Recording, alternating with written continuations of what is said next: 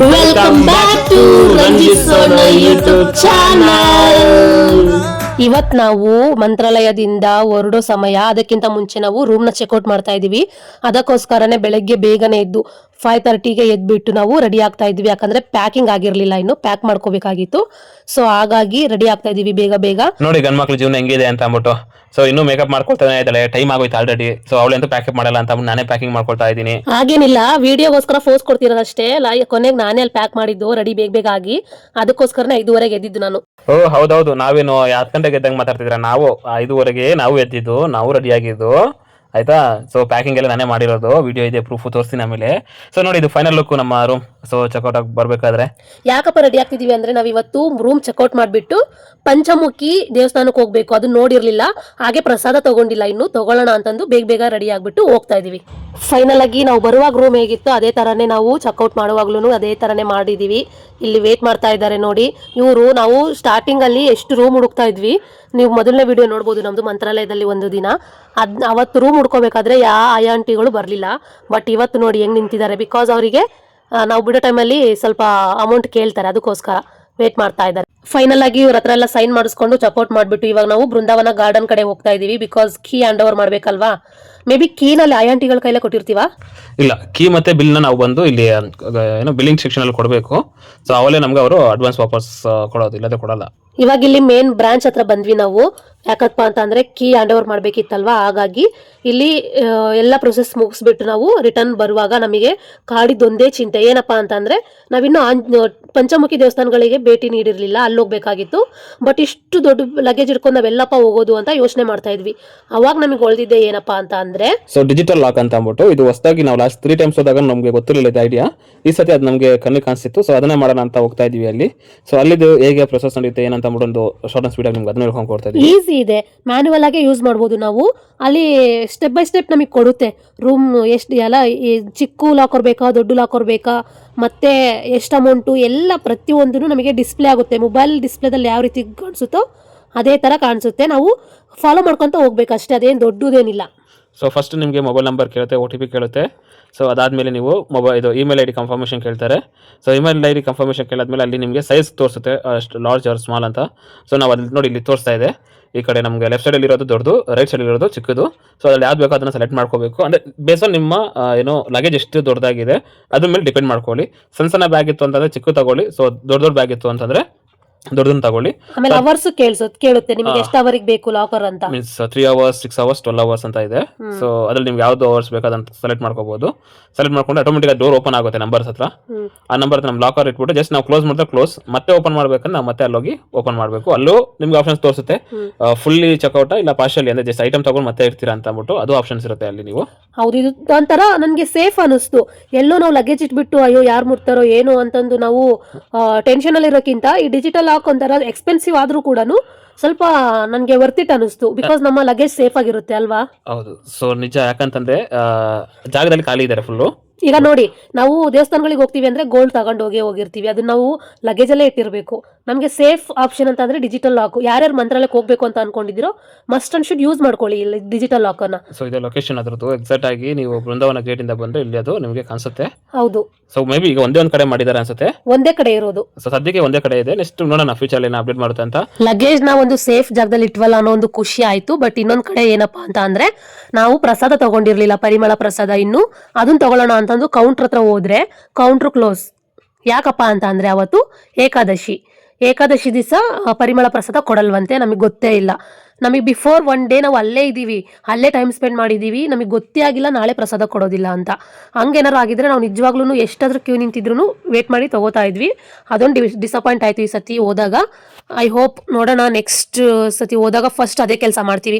ನಾವು ತಗೋತಾ ಇದ್ವಿ. ಯಾಕಪ್ಪ ಅಂತ ಯಾಕೆ ತಗೊಂಡಿಲ್ಲ ಅಂತ ಅಂದ್ರೆ, ಮೈಲ್ಗೆ ಬಟ್ಟೆಗಳೆಲ್ಲ ಲಗೇಜಲ್ಲಿ ಇರ್ತವೆ ಅಲ್ವಾ, ಪ್ರಸಾದ ತಗೊಂಡು ಎಲ್ಲಿಡೋದು, ಹೋಗೋ ದಿವಸ ತಗೊಂಡ್ರೆ ಆಯ್ತು ಬಿಡು ಅಂತ ನಾವು ವೇಟ್ ಮಾಡಿದ್ವಿ ಅಷ್ಟೇನೆ. ಇಲ್ಲ ಅಂತಂದ್ರೆ ನಾನು ಇದ್ವಿ ಅಲ್ವಾ, ಸ್ಯಾಟರ್ಡೇನೆ ತಗೊಂಡು ಇಡ್ಕೋತಾ ಇದ್ವಿ. ಸೊ ಹೀಗಾಯ್ತು ನಮ್ಮ ಸ್ಟೋರಿ ಪ್ರಸಾದದ್ದು. ಸೊ ಅಲ್ಲಿಂದ ಆಯ್ತು ಸಿಕ್ಕಿಲ್ಲ ಅಂತ ಅಂದ್ಬಿಟ್ಟು ನಾವು ಸ್ವಲ್ಪ ಈ ಡ್ರೆಸ್ ಅಲ್ಲಿ ಅಂದ್ರೆ ಈಗ ನಾವು ಪರ್ಟಿಕ್ಯುಲರ್ ಏನು ವಿಡಿಯೋ ನೋಡ್ತಿದ್ರೆ ಈ ಡ್ರೆಸ್ ಅಲ್ಲಿ ಒಂದು ಫೋಟೋ ಶೂಟ್ ಮಾಡಿರಲಿಲ್ಲ. ಸೊ ಅದ್ರಲ್ಲಿ ಒಂದು ಫೋಟೋ ಶೂಟ್ ಮಾಡ್ಕೊಳ್ಳೋಣ ಅಂತ ಅನ್ಕೊಂಡ್ವಿ. ಥರ್ಡ್ ಪಾರ್ಟಿ ಅಲ್ಲೇ 100 ರೂಪಾಯಿ ಕೊಟ್ರೆ ಫೋಟೋ ಪ್ಲಸ್ ಫ್ರೇಮ್ ಕೊಡ್ತಾ ಇದ್ದಾರೆ. Photo frame. ಸೊ ಅದನ್ನ ತಗೊಳ್ತಾ ಇದೀವಿ ನೋಡಿ. ನಾವು ನಮ್ಮ ಯೂಟ್ಯೂಬಲ್ಲಿ ಹಾಕ್ತೀವಿ ಅಂದ ತಕ್ಷಣ ಪಾಪ ಅವನೇ ಇಸ್ಕೊಂಡು ಕ್ಲೀನಾಗಿ ವೀಡಿಯೋ ಮಾಡ್ಕೊಂಡು ಕೊಟ್ಟ ಫೋಟೋ ಬರೋದನ್ನ ಅಂತ ನಮ್ಮ ಫೋಟೋ ಬಂತು. ಸೊ ಈ ಫೋಟೋ ತಗೊಂಡು ಹಿಂಗೆ ತಿರುಗಿ ನೋಡಿದ್ರೆ ಅಯ್ಯೋ ಜನ ರಾಶಿ ಹೆಂಗಿದ್ದಾರೆ ಅಂತಂದರೆ ಆ ಕ್ಯೂ ನೋಡಿದ್ರೆ ತಲೆಗೆ ಇರಬೇಕು. 5 ಲೈನು ಔಟ್ಸೈಡು ಪ್ಲಸ್ ಒಂದು ಎಷ್ಟಾಗಿದೆ 6 ಲೈನು ಪ್ಲಸ್ ಒಳಗಡೆ 10-15 ಲೈನು ಅದು ಫುಲ್ ಆಗಿದೆ. ಇಷ್ಟು ಜನದ್ದು ಕ್ರೌಡ್ ಕವರ್ ಆಗಬೇಕಂದ್ರೆ ಸಂಜೆ ಒಂದು 7-8 ಗಂಟೆ ಆಗುತ್ತೆ ಅಂತ ನಾವು ಅಂದ್ಕೊಂಡಿದ್ವಿ.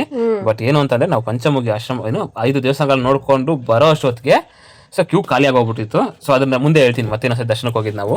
ಹೌದು, ಜನನೇ ಇರಲಿಲ್ಲ. ಆಲ್ರೆಡಿ ನಾವು 9 ತಿಂಡಿ ಎಲ್ಲ ತಿಂದ್ಬಿಟ್ಟು ನಾವು ಹೋಗೋಷ್ಟಿಗೆ 9 ಗಂಟೆ ಆಗಿತ್ತು ಅನ್ಕೊಳ್ಳಿ. ರಿಟರ್ನ್ ಬಂದಿದ್ದು ನಾವು 12:30-12:45ಗೆ. ಅವಾಗ ಆಲ್ರೆಡಿ ಜನನೇ ಇರಲಿಲ್ಲ. ಅಂದ್ರೆ ಜನ ಔಟ್ಸೈಡ್ ಇದ್ರು, ಕ್ಯೂ ಅಲ್ಲಿ ಇರಲಿಲ್ಲ, ಜನ ಇರಲಿಲ್ಲ. ಎಲ್ಲರದು ದರ್ಶನ ಆಗೋಗಿತ್ತು ಆಲ್ರೆಡಿ. ಅದೊಂದು ಮಂತ್ರಾಲಯದಲ್ಲಿ ಅಷ್ಟೇ ಬೇಗ ಹೋದ್ರು ದರ್ಶನ ಒಂದು ಸ್ವಲ್ಪ ಹಾಗೆ ಆಗುತ್ತೆ. ಮ್ಯಾಕ್ಸಿಮಮ್ 3-4 ಅವರ್ಸ್ ಅಲ್ಲಿ ಒಂದು ದರ್ಶನ ಹಾಗೆ ಆಗುತ್ತೆ. ಅದೊಂದು ತುಂಬಾ ಸಕ್ಕದ ಮಾಡಿದ್ದಾರೆ ಕ್ಯೂ ಸಿಸ್ಟಮ್. ಮೀನ್ಸ್ ತಿರುಪತಿಲೆಲ್ಲ ಹೋದ್ರೆ ನಾವು 30 ಅವರ್ಸ್ 24 ಅವರ್ಸ್ ಅಲ್ಲಿ ನಿಂತ್ಕೋಬೇಕು. ಅದು ಕಂಪೇರ್ ಮಾಡಕ್ ಹೋದ್ರೆ ಬೆಟರ್. ಇದು ತುಂಬಾ ಚೆನ್ನಾಗಿದೆ ಸಿಸ್ಟಮ್. ಇಲ್ಲಿ ಒಂದು ಜಗಳನೂ ಆಗೋದಿಲ್ಲ, ಏನೂ ಇಲ್ಲ. ನಾವು ಕೂಲ್ ಅಂಡ್ ಕಾಮಾಗೆ ಹೋಗಿ ಬರ್ಬೋದು ದರ್ಶನ. ಆಯ್ತು ಬಾರೆ ಸಾಕು, ಹೊಟ್ಟೆ ಹಸಿತಾ ಇದೆ, ತಿನ್ನೋಣ ಏನಾದ್ರು ಹೊಟ್ಟೆಗೆ ಹಾಕೊಳ್ಳೋಣ. ಸರಿ ಆಯ್ತು ಬಾ, ಒಂದ್ ಒಳ್ಳೆ ಹೋಟೆಲ್ ಕರ್ಕೊಂಡು ಹೋಗ್ತೀನಿ. ಯಾವುದೇ ಪ್ರಮೋಷನ್ ಅಲ್ಲ ಇದು, ಅಲ್ಲೇ ಇದ್ದಿದ್ದಂತ ಒಂದು ಒಳ್ಳೆ ಹೋಟೆಲ್ ಅಲ್ಲಿ ಒಳ್ಳೆ ಇಡ್ಲಿ ಮತ್ತೆ ವಡೆ ಮಾಡಿದ್ರು. ನಾನು ಇಡ್ಲಿ ವಡೆ ತಗೊಂಡೆ, ಇವರೊಂದು ರೈಸ್ ಬಾತ್ ತಗೊಂಡ್ರು. ನಿಜ ಇಲ್ಲ ಒಳ್ಳೆ ಹೋಟ್ಲಾ ಇಲ್ಲ ನಾರ್ಮಲ್ ಹೋಟ್ಲಾ? Normal hotel. ಯಾಕಂದ್ರೆ ಅಲ್ಲಿ ತಿಂದಿಲ್ಲ, ವಡೆ ತಿಂದವ್ ನಾನೇನು ಫುಲ್ಲು. ಇವಳು ವಡೆನೂ ತಿಂದಿಲ್ಲ, ಏನೂ ಇಲ್ಲ. ಓಕೆ ಬಟ್ ಏನಂತಂದ್ರೆ ಅಷ್ಟು ಹೈಜಿನಿಕ್ ಇದೆ ಅನ್ಕೊಂಡು ಹೋಗಿದ್ದು. ಬಟ್ ಟೇಸ್ಟ್ ಎಲ್ಲ ಓಕೆ. ನೋಡಿ ನಮ್ಮ ಮೊದಲ ದೇವಸ್ಥಾನ ಇದು, ಅಭಯ ಆಂಜನೇಯ ದೇವಸ್ಥಾನ ಅಂತ. ಸೊ ಎಲ್ಲ ಯಾವುದೇ ನೀವು ಸ್ವಂತ ಗಾಡಿ ಮಾಡ್ಕೊಂಡು ಹೋದ್ರು, ಬಾಡಿಗೆ ಗಾಡಿ ಮಾಡ್ಕೊಂಡು ಹೋದ್ರು ಫಸ್ಟ್ ಇಲ್ಲಿ ಕರ್ಕೊಂಡು ಬರ್ತಾರೆ. ನಾವು ಹೋಗಿದ್ದು ಶೇರಿಂಗ್ ಆಟೋದಲ್ಲೇ ಹೋಗಿದ್ದು, ಬಟ್ ಒಂದು 5-6 ಜನ ಇದ್ವಿ ಅಷ್ಟೇನೆ. ಸೊ ಅವ್ರಿಗೆ ಏನು ಅಮೌಂಟ್ ಬೇಕಾಯ್ತು, ನಾವು ಅವ್ರ 10 ಜನ ಕುಂಡಿಸ್ಕೊಂಡು ಹೋಗೋ ಜಾಗದಲ್ಲಿ ನಾವು 6 ಜನ ಏನಿದೆ ನಾವೇ ಅಮೌಂಟ್ ಕೊಡ್ತೀವಿ ಅಂತ ಅಂದ್ಬಿಟ್ಟು 1400 rupees ಸಮಥಿಂಗ್ 6 ಜನ ಸೇರ್ಕೊಂಡು 1400 rupeesಗೆ ಫೈನಲ್ ಮಾಡ್ಕೊಂಡು ಹೋದ್ವಿ. ಪರ್ ಹೆಡ್ 150 rupees ಆಗುತ್ತೆ ಅಂದ್ರು. ನಾವು 200 rupees ಪರ್ ಹೆಡ್ ಕೊಟ್ಬಿಟ್ಟು ಹೋಗಿದ್ವಿ. ಬಿಕಾಸ್ ನಮಗೆ ಸ್ವಲ್ಪ ಫ್ರೀಯಾಗಿ ಹೋಗ್ಬೇಕು ಅನ್ನೋದು ಆಸೆ ಇತ್ತು. ಎಲ್ಲ ತುಂಬಿಕೊಂಡು ಉಸಿರಾಡೋಕ್ಕೂ ಜಾಗ ಇಲ್ದರ ತರ ಹೋಗೋ ಅವಶ್ಯಕತೆ ಇಲ್ಲ. ಫ್ರೀಯಾಗಿ ಹೋಗೋಣ, ನಾವ್ ಎಷ್ಟು ಜನ ಇದೀವೋ ಅಷ್ಟು ಜನನೇ ಕರ್ಕೊಂಡು ಹೋಗಿ ಅಂತಂದು ಹೇಳ್ಬಿಟ್ಟು ಕರ್ಕೊಂಡು ಹೋಗಿದ್ವಿ. ಇದು ಅಭಯ ಆಂಜನೇಯ ಏನಿದೆ ಒಂದೇ ಕಲ್ಲಲ್ಲಿ ಕೆತ್ತಿರುವಂತ ದೇವಸ್ಥಾನ. ಇದು ದೇವಸ್ಥಾನಕ್ಕೂ ಒಂದು ಸ್ಪೆಷಾಲಿಟಿ ಇದೆ. ಇದನ್ನೇನಂದ್ರೆ ಒಂದೇ ಕಲ್ಲಲ್ಲಿ ಕೆತ್ತಿರೋದಂತೆ ಇದನ್ನ. ಸೊ ಇದು ಅದಕ್ಕೆ ಅಭಯ ಆಂಜನೇಯ ಅಂತ ಕರೀತಾರೆ. ಇದು ನಿಯರ್ ಇರೋದು. ಸೊ ಮೀನ್ಸ್ ಇಲ್ಲಿ ಅಂತಂದ್ರೆ ನಮ್ಮ ಮಂತ್ರಾಲಯದಿಂದ ಒಂದು 2-3 ಕಿಲೋಮೀಟರ್ಸ್ ಬಂದ್ರೆ ನಿಮ್ಗೆ ಸಿಗುತ್ತೆ. ಸೊ ಇಲ್ಲೊಂದು 10-15 ನಿಮಿಷ ನಿಲ್ಸಿದ್ದಾರೆ. ಸೊ ಇಲ್ಲಿ ದರ್ಶನ ಮುಗಿಸ್ಕೊಂಡು ಬಂದ್ವಿ. ಸೊ ಆಯ್ತು, ಇಲ್ಲೊಂದು 10-15 ನಿಮಿಷ ನಿಂತ್ಕೊಂಡು ನೋಡಾಯ್ತು. ನೆಕ್ಸ್ಟ್ ಈಗ ಇಲ್ಲಿಂದ ಅಪ್ಪನಾಚಾರ್ಯರ ಮನೆ, ಮಂಚಲಮ್ಮ ದೇವಸ್ಥಾನ, ಆಮೇಲೆ ರಾಯರ ಬೃಂದಾವನ, ಅಂದ್ರೆ ಮೀನ್ಸ್ ಅವ್ರು 14 ವರ್ಷ ತಪಾಸ್ ಮಾಡಿದ ಜಾಗ, 12 ವರ್ಷ. ಸೊ ಅಲ್ಲಿಗೆಲ್ಲ ಹೋಗೋದಿದೆ. ಸೊ ನೆಕ್ಸ್ಟ್ ಸ್ಟಾರ್ಟ್, ಬನ್ನಿ ಹೋಗೋಣ. ಇದು ಅಲ್ಲಿದು ನದಿ. ಸೊ ಇದು ಏನಂತ ಅಂದ್ರೆ ಬ್ರಿಡ್ಜ್. ಇದು ಇಲ್ಲಿ ನಿಲ್ಸಲ್ಲ ಗಾಡಿನ, ಜಸ್ಟ್ ಒಂದು ವ್ಯೂ ತಗೊಂಡ್ವಿ ಅಷ್ಟೇ, ಶಾರ್ಟ್ಸ್ನ ಅಕ್ಕಪಕ್ಕ ಏನಿದೆ ಅಂತ ಅಂದ್ಬಿಟ್ಟು. ಬಟ್ ಚೆನ್ನಾಗಿದೆ ಕ್ಲೈಮೇಟ್. ನೀರಿದಾಗ ಅಂತೂ ಇನ್ನೂ ಸ್ವಲ್ಪ ಚೆನ್ನಾಗಿರುತ್ತೆ. ನಾವು ನಾರ್ಮಲ್ ಆಗಿ ಹೋಗ್ತಾ ಇದೀವಿ. ನಂಗೊಂದು ಒಳ್ಳೆ ಸೀಟ್ ಸಿಕ್ಕಿತ್ತು ವಿಡಿಯೋ ಮಾಡೋದಕ್ಕೆ. ಏನಂತೀಯ? ಹೌದು, ಫ್ರಂಟ್ ಅಲ್ಲಿ ಕುತ್ಕೊಂಡು ಒಳ್ಳೆ ಈ ಮೂವಿಗಳಲ್ಲಿ ಡೈರೆಕ್ಟರ್ ಕುತ್ಕೊಳ್ತಾರೆ ಗೊತ್ತಾ, ಕ್ಯಾಮ್ರಾಮನ್ ಗಳಂತ. ಅದು ಅಲ್ಲದೆ ನಮಗೆ ಆಟೋ ಅಣ್ಣನು ಚೆನ್ನಾಗಿ ಸಿಕ್ಕಿದ್ರು, ಎಲ್ಲ ಇನ್ಫಾರ್ಮೇಶನ್ ಕೊಡ್ತಾ ಇದ್ರು ಅಲ್ಲಿ ಬಗ್ಗೆನೆ ಅಲ್ವಾ. ಪಾಪ ಅವ್ರದೊಂದು ಗೋಲ್ ಇತ್ತು, ರೋಡ್ ಸರಿ ಇಲ್ಲ ಅಂತ ಅಂದ್ಬಿಟ್ಟು, ರೋಡ್ ಸರಿ ಮಾಡಲ್ಲ ಅದನ್ನ ಮಾಡ್ಕೊಳ್ತಾರೆ ಹಂಗೆ ಹಿಂಗೆ ಅಂತ. ಹಾಗೂ ಈಗ ನಾವು ಅಪ್ಪನಾಚಾರ್ಯರ ಮನೆಗೆ ಬತ್ತೆ ಬಿಟ್ವಿ. ಸೊ ನಮ್ಮ ರಾಯರು ಬಂದು ಅಲ್ಲಿ ಕುತ್ಕೊಳ್ತಿದ್ದ ಜಾಗ. ಸೊ ಕೆಲವೊಂದು ವಿಶೇಷತೆಗಳಿದೆ ಅಲ್ಲೂ. ಸ್ವಲ್ಪ ಈಗ ಫೋಟೋಗಳೆಲ್ಲ ರಿಸ್ಟ್ರಿಕ್ಷನ್ ಮಾಡಿದ್ದಾರೆ.